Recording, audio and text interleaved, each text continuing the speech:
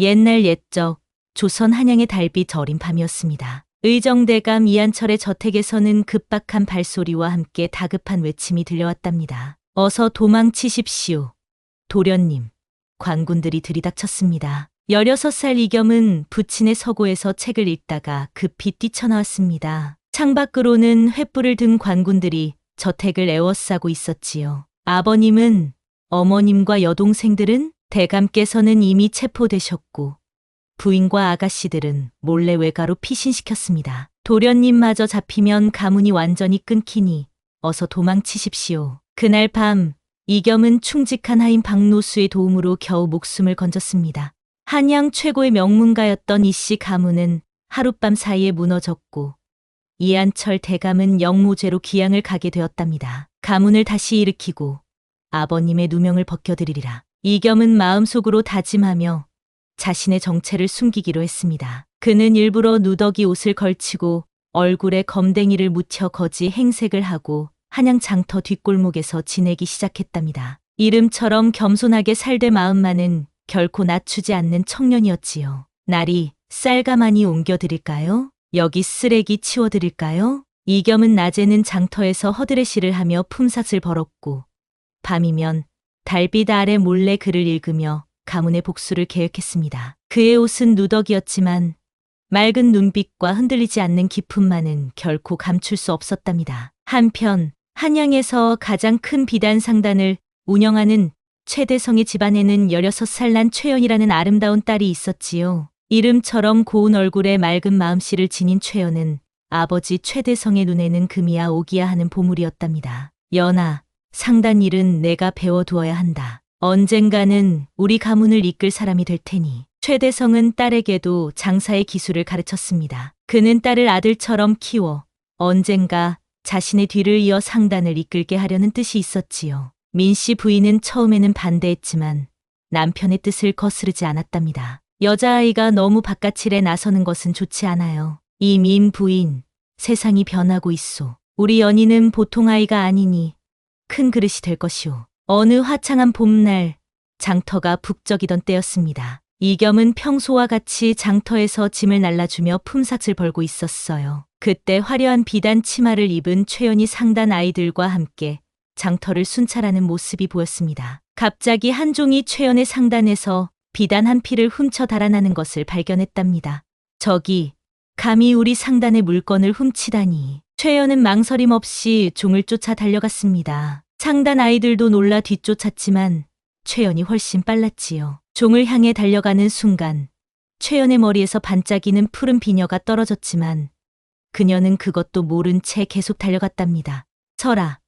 당장 물건을 내려놓지 않으면 관가에 넘길 것이다. 이겸은 우연히 바닥에 떨어진 그 비녀를 발견했답니다. 비녀는 푸른 옥으로 만들어져 있고 섬세한 매와 무늬가 새겨진 귀한 물건이었어요. 해질녘 햇살에 반짝이는 그 비녀는 마치 하늘의 별처럼 빛났지요. 이런 귀한 물건을 이겸은 비녀를 주워들고 자세히 살폈습니다. 그의 시선은 비단 장식과 매와 무늬에 담긴 장인의 솜씨에 감탄했습니다. 이것은 분명 대대로 물려오는 갑오일터였지요. 이겸은 비녀를 소매 속에 정성스레 넣었습니다. 본디 양반가에서 귀한 물건을 다루던 예전의 손길이었답니다. 한동안 뒤 최연은 종을 붙잡아 비단을 되찾았지만 귀중한 비녀를 잃어버렸다는 사실을 알게 되었답니다. 어머니께서 물려주신 비녀라니 어떻게 하지? 최연은 얼굴이 창백해져 장터를 헤매며 비녀를 찾기 시작했습니다. 그 비녀는 돌아가신 할머니께서 민씨 부인에게 그리고 다시 최연에게 물려주신 갑오였기 때문이지요. 꼭 찾아야 해. 그렇지 않으면. 이틀 후 최연은 다시 장터에 나타났습니다. 이번에는 더 많은 하인들과 함께였지요. 그녀는 상인들에게 비녀를 보았는지 묻고 다녔습니다. 푸른 옥에 매와 무늬가 새겨진 비녀를 보신 분 계십니까? 후한 사례를 하겠습니다. 이겸은 멀리서 그녀를 보았습니다. 그리고 자신이 주운 비녀의 주인임을 직감했지요. 그는 다가가려 했지만 자신의 누추한 모습을 의식하고 주저했습니다. 마침내 용기를 내어 최연에게 다가갔을 때 그만 장터 상인들이 이겸을 가로막았답니다. 이 더러운 거지가 감히 최상단 아가씨에게 다가가려 하느냐. 저는 아가씨께 드릴 말씀이. 이겸이 품에서 비녀를 꺼내려는 순간 장터의 순찰꾼이 그를 밀쳐냈습니다. 이 거지가 귀한 색시 물건을 훔쳤다. 잡아라. 이겸이 비녀를 꺼내는 모습을 본 상인들이 오해한 것이었지요. 순찰꾼들이 이겸의 팔을 붙잡았고 사람들이 모여들었습니다. 내가 훔친 것이 아닙니다. 이 비녀는 제가 주었을 뿐. 이겸의 목소리는 분명했지만 아무도 거지 차림의 그를 믿으려 하지 않았습니다. 최연은 소동을 듣고 달려왔습니다. 무슨 일이지요? 아가씨, 이 거지가 귀한 비녀를 훔쳤다고 합니다. 분명 아가씨의 것을 노린 것일 겁니다. 최연은 이겸의 손에 들린 비녀를 보았습니다. 그녀의 눈이 빛났습니다. 내 비녀. 그때 최연이 상인들 앞에 나서서 말했지요. 그건 제 물건이 맞습니다. 하지만 이 사람이 훔친 것이 아닙니다. 제가 떨어뜨린 것을 주워주신 것일 테지요. 최연의 말에 상인들은 물러났고 이겸은 비로소 비녀를 돌려줄 수 있었답니다.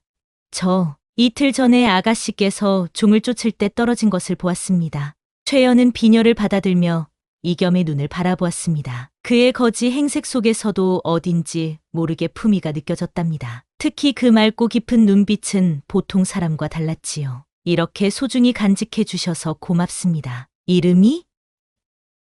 그저 겸이라 합니다. 이겸은 성은 밝히지 않고 이름만 말했습니다. 그럼에도 최연은 그 이름에서 뜻깊은 의미를 느꼈답니다. 겸, 참 좋은 이름이네요. 겸손하되 굽히지 않는 마음을 가진 것 같아요. 이겸은 놀랐습니다. 아무도 그의 이름의 의미를 그렇게 알아채지 못했기 때문이지요. 아가씨는 어찌 글을 좀 읽었거든요. 아버지께서 상단을 물려주실 생각으로 글도 가르치셨어요. 두 사람은 잠시 서로를 바라보았습니다. 신분의 차이를 넘어 서로의 눈빛에서 무언가 특별한 것을 느꼈지요. 그때 최연의 하인들이 다가왔습니다. 아가씨, 이제 돌아가셔야 합니다. 해가 저물고 있습니다. 그래, 이제 가야겠네. 최연은 떠나기 전에 이겸에게 작은 주머니를 건넸습니다. 이건 감사의 표시예요. 거절하지 마세요. 이겸은 고개를 저었습니다. 사람의 도리를 했을 뿐입니다. 보상은 필요 없습니다. 최연은 놀랐지만 더욱 이겸에게 깊은 인상을 받았답니다. 그녀는 미소를 지으며 물러났지요. 그날 이후 최연은 종종 장터에 나와 이겸을 찾곤 했답니다. 처음에는 그저 감사의 인사를 전하려는 마음이었지만 점차 이겸의 품이 있는 모습과 깊은 눈빛에 마음이 끌렸답니다. 한편 최대성의 집에는 불청객이 찾아왔습니다. 바로 방치훈이라는 젊은 상인이었지요. 그는 인근 고을에서 가장 큰 상단의 후계자로 키가 크고 눈매가 날카로웠습니다. 비단을 거래한다며 최대성을 자주 찾아왔지요. 최어른, 이번에 들여온 비단은 정말 품질이 좋다는 소문이 자자하더군요. 함께 장사를 하면 큰 이득을 볼 수 있을 것 같습니다. 방치훈은 말은 부드럽게 했지만 그의 눈빛에는 탐욕이 가득했습니다. 최연이 들어오자 그의 눈이 번쩍 빛났지요. 이분이 소문난 최아가씨시군요. 정말 꽃과 같은 아름다움이시니 소문이 과장이 아니었습니다. 최연은 눈짓만으로 인사하고 빠르게 자리를 피했습니다. 방치훈의 시선이 불편했기 때문이지요. 최대성은 방치훈을 극진히 대접했습니다. 사실 그의 속마음에는 방치훈의 상단과 자신의 상단을 혼인으로 맺고 더 큰 상단을 만들려는 계획이 있었지요. 방 공자, 다음에 오실 때는 촌장님도 함께 모시고 오시지요. 제가 좋은 자리를 마련하겠소. 감사합니다. 아버지도 최어른과의 인연을 매우 기대하고 있습니다. 민씨 부인은 방치훈이 떠나자마자 남편에게 의견을 전했습니다. 여보, 그 방치훈이라는 사람 눈빛이 너무 날카롭고 음흉해 보여요. 그리고 방씨 상단에 대해 좋지 않은 소문도 들리던데 이 사람 세상 장사꾼 중에 눈빛 순한 사람이 어디 있겠소. 그건 다 경쟁자들이 퍼뜨리는 소문일 뿐이오. 최대성은 아내의 말을 귓등으로 들었습니다. 그에게는 상단의 번영이 가장 중요했기 때문이지요. 어느 날 장터에서 일하던 이겸 앞에 깜짝 놀랄 손님이 찾아왔습니다. 백발이 성성한 노인은 이겸을 한참 바라보더니 눈물을 글썽이며 다가왔습니다. 도련님, 이겸 도련님 맞으시지요? 놀란 이겸이 노인의 입을 막으려 했지만 이미 늦었습니다. 다행히 주변에 사람은 없었지요. 노수 아버지, 여기서 웬일이십니까? 바로 박노수, 이겸의 가문이 몰락하기 전 집안의 충직한 하인이었지요. 두 사람은 장터 뒤편 한적한 곳으로 자리를 옮겼습니다. 도련님, 정말 살아계셨군요. 몇 년을 찾아 헤맸는지 모릅니다. 목소리를 낮추세요. 여기서 저는 그저 겸이라는 거지일 뿐입니다. 박노수는 이겸에게 가족들의 소식을 전해주었습니다. 어머님과 아가씨들은 외가에 몰래 숨어 계십니다. 대감께서는 섬에서 고초를 겪고 계시지만 무사하십니다. 이겸의 눈에 눈물이 맺혔습니다. 아버님께서 누명을 쓰신 진짜 이유를 알게 되었습니다. 방씨 상단의 방치후 영감이 조정 대신들에게 뇌물을 주고 아버님을 모함했다고 합니다. 아버님께서 방씨의 밀무역을 눈치채셨기 때문이지요. 방치우라고요? 그의 아들 방치훈이 요즘 한양에서 거래를 하고 있다고 들었습니다. 네, 그자는 아비를 닮아 간교하고 탐욕스럽다고 합니다. 도련님, 조심하셔야 합니다.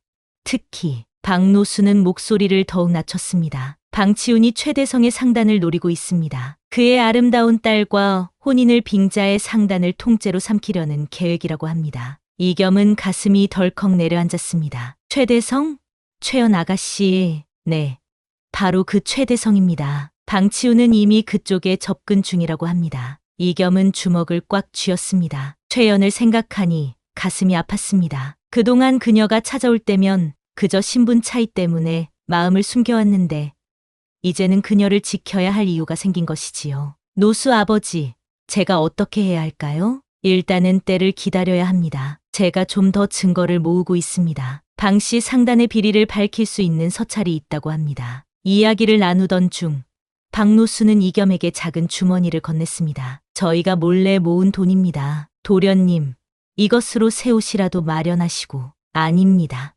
지금은 이 모습이 저의 방패입니다. 때가 되면 제 모습을 드러내겠습니다. 한편 최대성의 집에서는 최연과 방치훈의 혼담이 오가기 시작했답니다. 방치훈은 최연을 처음 본 순간부터 그녀의 아름다움에 놀랐고 동시에 최대성의 상단을 손에 넣을 절호의 기회라고 생각했지요. 최 상단주님, 아가씨와의 혼인이 성사된다면 저희 방씨 상단의 모든 거래망을 개방하겠습니다. 두 상단이 하나 되면 한양 최고의 상단이 될 것입니다. 최대성은 방치훈의 제안에 크게 기뻐했습니다. 그는 하인을 불러 최연을 불렀지요. 내가 불렀습니까, 아버님? 연아, 방 공자와 혼담을 시작하려 하는데 내 의견은 어떠하냐? 최연은 깜짝 놀랐습니다. 방치훈은 미소를 지으며 최연을 바라보았지만 그 눈빛에는 탐욕이 가득했지요. 아버님, 저는 아직 혼인할 생각이 없습니다. 상단 일을 더 배우고 싶습니다. 연아,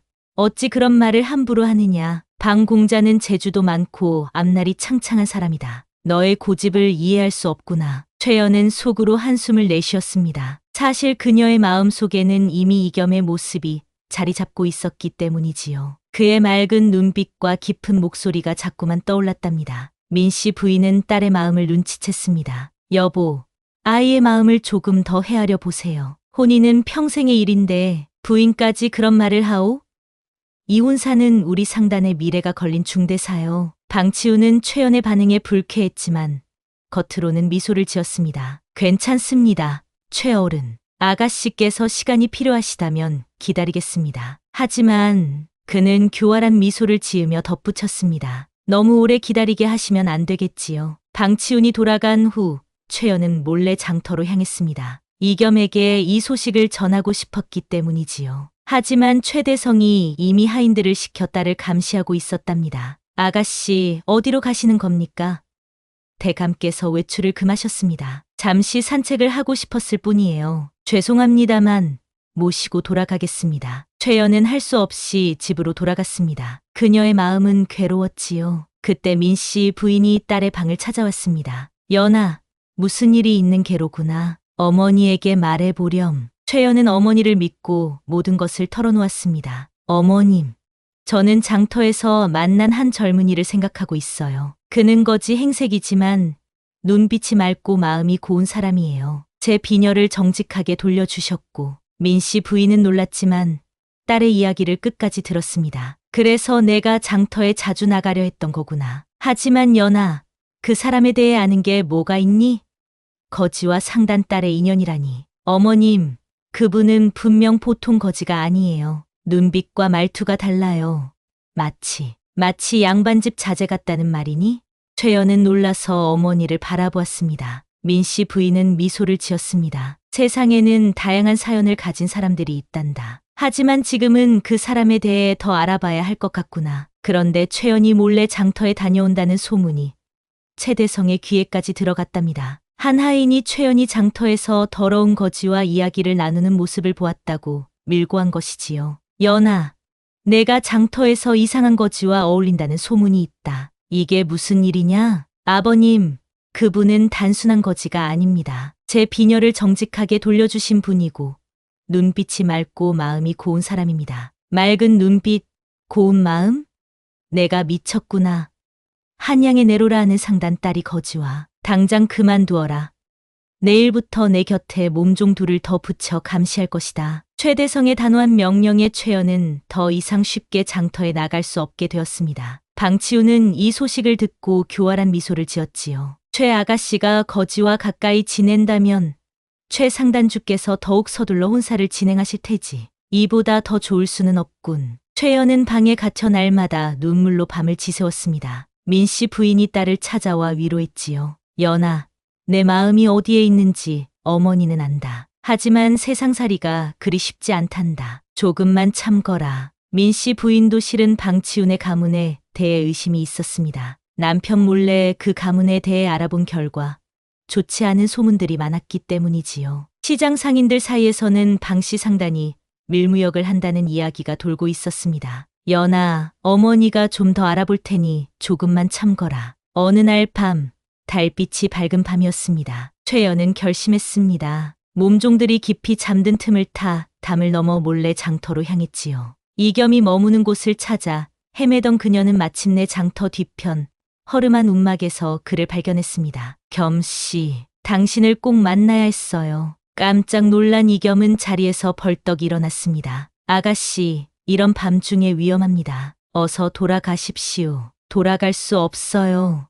저 곧 혼인을 하게 될지도 모릅니다. 방치훈이라는 사람과 말이에요. 이겸의 얼굴이 창백해졌습니다. 방치훈이라는 이름은 그에게도 익숙했지요. 그의 아버지는 이겸의 가문을 몰락시키는데 한몫했던 사람이었으니까요. 방치훈이요? 네, 아버지의 뜻이라 거역할 수 없어요. 하지만 최연의 목소리가 떨렸습니다. 저는 당신을 잊을 수 없어요. 최연은 용기를 내어 이겸에게 다가가며 말했습니다. 신분이 뭐가 중요하겠습니까? 난 그대의 마음을 믿습니다. 당신의 눈빛에서 보통 사람과는 다른 무언가를 느꼈어요. 이겸은 흔들렸습니다. 그도 최연에게 마음이 있었지만 자신의 상황과 그녀의 미래를 생각하면 선뜻 대답할 수 없었지요. 아가씨, 저는 그때 멀리서 소리가 들렸습니다. 이쪽이다. 아가씨가 이쪽으로 갔다. 최연을 찾는 최대성의 하인들이었습니다. 이겸은 재빨리 결심했습니다. 아가씨, 빨리 돌아가십시오. 지금은 때가 아닙니다. 하지만 약속하겠습니다. 반드시 당신을 방치훈에게서 구해내겠습니다. 이겸의 눈빛은 진지했고 최연은 그 눈빛을 믿었습니다. 그녀는 눈물을 머금은 채 급히 돌아갔지요. 그녀는 이겸의 진심을 느꼈답니다. 이겸은 그저 자신의 신분을 밝히면 더 큰 화가 미칠까 두려웠던 것이었습니다. 또한 방치훈의 이름을 듣고 더욱 경계심이 생겼지요. 방치훈, 내 아비가 내 가문을 무너뜨렸고 이제 너는 최연 아가씨의 가문마저 노리는구나. 다음 날 박노수가 급히 이겸을 찾아왔습니다. 도련님, 큰일입니다. 방치훈이 최대성의 상단에 가짜 비단을 팔아넘기려 합니다. 그리고 혼인 후에는 최대성을 독살하고 상단을 차지할 계획이라고 합니다. 뭐라고요? 이겸의 눈에 불이 일었습니다. 어떻게 알게 되었습니까? 방치훈의 신복 중 한 명이 술에 취해 실수로 말한 것을 제가 엿들었습니다. 그리고 박노수는 떨리는 손으로 낡은 서찰 하나를 꺼냈습니다. 이것을 찾아냈습니다. 방치우가 대신들에게 보낸 뇌물 목록과 이한철 대감을 모함한 계획이 모두 적혀 있습니다. 이겸은 서찰을 받아들고 읽었습니다. 그의 손이 떨렸습니다. 이것이면 아버님의 누명을 벗기고 방씨 가문의 악행을 밝힐 수 있습니다. 노수 아버지 정말 감사합니다. 도련님, 이제 행동하실 때입니다. 더 이상 기다릴 수 없습니다. 이겸은 결심했습니다. 더 이상 자신의 신분을 숨길 때가 아니었습니다. 최연의 가문을 구하고 동시에 자신의 가문도 되찾을 기회가 온 것이지요. 한편 최대성의 집에서는 방치훈이 찾아와 혼담을 서두르고 있었답니다. 최어른, 이번 보름날로 혼례를 치르면 어떻겠습니까? 제 부친께서도 서두르라 하십니다. 그렇게 서두를 일인가? 하지만 좋소. 우리 가문의 기쁨이 될 테니. 최연은 방에서 이 대화를 듣고 절망했습니다. 그녀는 몰래 민 씨 부인을 찾아가 호소했지요. 어머님, 저는 방치웅 공자와 혼인하고 싶지 않아요. 제 마음에는 다른 사람이 있습니다. 연아, 어머니도 안다만 내 아버지의 뜻을 어찌하겠느냐. 민 씨 부인은 딸을 안아주었습니다. 그리고 비밀스럽게 속삭였지요. 오늘 밤 장터에 큰일이 일어날 것 같구나. 어머니가 알아본 바로는 그거지. 아니, 그 젊은이가 평범한 사람이 아닌 것 같다. 최연은 놀랐습니다. 어머니가 어떻게? 어미의 마음이 어찌 딸의 마음을 모르겠느냐. 내가 내 아버지를 설득해 볼 테니 오늘 밤은 방 안에 있거라. 다음 날 장터에 놀라운 일이 벌어졌답니다. 이겸이 깔끔한 선비 차림으로 장터 한복판에 섰던 것입니다. 더 이상 거지의 행색이 아니었지요. 나는 이겸, 과거 한양에서 이름 높던 의정 이한철의 아들이다. 사람들이 웅성거렸습니다. 이겸은 계속해서 말했습니다. 내 아버지는 억울한 누명을 쓰고 가문이 몰락했으나 이제 그 진실이 밝혀질 것이다. 방씨 가문의 비리와 음모를 폭로하겠다. 그는 손에 든 서찰을 높이 들어 보였습니다. 장터에 모인 사람들 사이에서 놀라움의 탄성이 터져 나왔습니다. 방치우가 조정 대신들에게 뇌물을 바치고 내 아버지를 모함했다는 증거다. 그리고 그의 아들 방치우는 지금 최대성 상단주의 딸과 혼인을 통해 상단을 차지하려 하고 있다. 이 소식은 삽시간에 퍼졌고 최대성의 귀에도 들어갔답니다. 최대성은 즉시 방치운에게 사람을 보내 진상을 물었지요. 방 공자, 지금 장터에서는 이상한 소문이 돌고 있소. 당신 가문이 의정 이한철을 모함했다는 이야기인데 이게 무슨 말인가? 방치운은 당황했습니다. 그의 얼굴이 창백해졌지요. 그저 미친 사람의 헛소리일 뿐입니다. 신경 쓰지 마십시오. 하지만 최대성은 이미 의심이 생겼습니다. 더구나 민 씨 부인이 몰래 알아본 정보도 있었지요. 그는 몰래 측근들에게 명령했습니다. 당장 이겸이라는 사람을 찾아라. 그리고 그가 말한 내용이 사실인지 확인하라. 한편 최연은 이 소식을 듣고 몰래 장터로 달려갔습니다. 어머니의 말에도 불구하고 이겸이 위험에 처할까 염려되었기 때문이지요. 그곳에서 선비 차림의 이겸을 만난 그녀는 놀라움을 감추지 못했지요. 당신, 정말로. 그렇습니다. 제 마음은 언제나 진실이었습니다. 제 진짜 이름은 이겸, 전 의정 이한철의 아들입니다. 아가씨의 혼담 상대 방치운의 가문은 우리 가문을 몰락시킨 원수이자 지금은 아가씨의 가문마저 넘보고 있습니다. 최연은 충격에 빠졌습니다. 하지만 그녀의 마음속에는 이겸에 대한 신뢰가 있었지요. 어떻게 증명할 수 있나요? 이것을 보십시오. 이겸은 품에서 서찰을 꺼냈습니다. 그것은 방씨 가문과 조정의 고위 관리 사이에 오간 편지로 이한철을 모함하고 재산을 빼앗기 위한 음모의 증거였답니다. 이것을 어떻게 구했습니까? 박노수 어르신의 도움이 있었습니다. 그분이 목숨을 걸고 찾아낸 증거입니다. 두 사람이 이야기를 나누는 사이 최대성과 그의 사람들이 도착했습니다. 최대성은 처음에는 이겸을 의심스러운 눈으로 보았지만 민 씨 부인도 함께 와서 상황을 설명했습니다. 여보, 이 젊은이의 이야기가 사실인 것 같아요. 제가 몰래 알아본 바로는 방씨 상단의 평판이 좋지 않았어요. 그리고 이 서찰을 보세요. 최대성은 서찰을 읽고 크게 놀랐답니다. 이런, 방씨 가문이 이런 짓을. 그리고 내 딸과 혼인하려 했다니. 그때 방치운이 몇몇 부하들과 함께 장터에 나타났습니다. 그는 이겸을 보자마자 얼굴이 일그러졌습니다. 내가 감히. 방치운, 이제 모든 것이 끝났다. 내 아버지의 죄악과 내가 계획한 모든 것이 밝혀졌다. 방치운은 부하들에게 신호를 보냈습니다. 저놈을 당장 제거하라. 순간 칼을 빼든 부하들이 이겸을 향해 달려들었습니다. 최연이 비명을 질렀고 최대성의 호위 무사들도 칼을 뽑았습니다. 그때 박노수가 미리 준비해둔 관군들이 나타났습니다. 모두 멈추시오. 임금님의 명으로 방치운을 체포하러 왔소. 관군들이 방치운과 그의 부하들을 포위했습니다. 박노수는 이겸에게 귓속말로 말했습니다. 도련님, 서찰을 조정에 넘기자 임금님께서 직접 명을 내리셨습니다. 이제 모든 것이 끝났습니다. 방치운은 꼼짝없이 체포되었고 최대성은 즉시 방치운과의 혼담을 파기했습니다. 그리고 이겸의 이야기를 더 들은 후 그를 돕기로 결심했지요. 이 공자, 그대의 이야기가 사실이라면 내가 힘을 보태겠소. 조정에 아는 사람들이 있으니 진실을 밝힐 수 있을 것이오. 며칠 후 놀라운 일이 벌어졌습니다. 방씨 가문의 비리가 조정에 알려지고 이한철의 누명이 벗겨진 것이지요. 이겸의 가문은 점차 복권되기 시작했고 흩어졌던 가족들도 하나둘 모이기 시작했답니다. 최대성은 이겸의 용기와 지혜에 감탄했습니다. 그리고 딸 최연이 그를 마음에 두고 있다는 사실도 알게 되었지요. 이 공자, 내 딸이 그대를 좋아하는 모양이오. 그대의 마음은 어떠하오? 제가 어찌 감히 최 아가씨를. 하지만 제 마음도 진실입니다. 최대성은 크게 웃으며 말했습니다. 때로는 하늘이 정한 인연이 있는 법이지. 내 딸과 그대의 인연도 그런 것 같소. 작은 비녀 하나로 시작된 인연이 이렇게 큰 일로 이어지다니. 그렇게 거상가와 양반가가 결합하기로 결정되었습니다. 혼례날 최연은 그 푸른 옥 비녀를 다시 꽂고 신부의 모습으로 이겸 앞에 섰답니다. 이 비녀가 우리를 맺어준 인연의 시작이었지요. 네.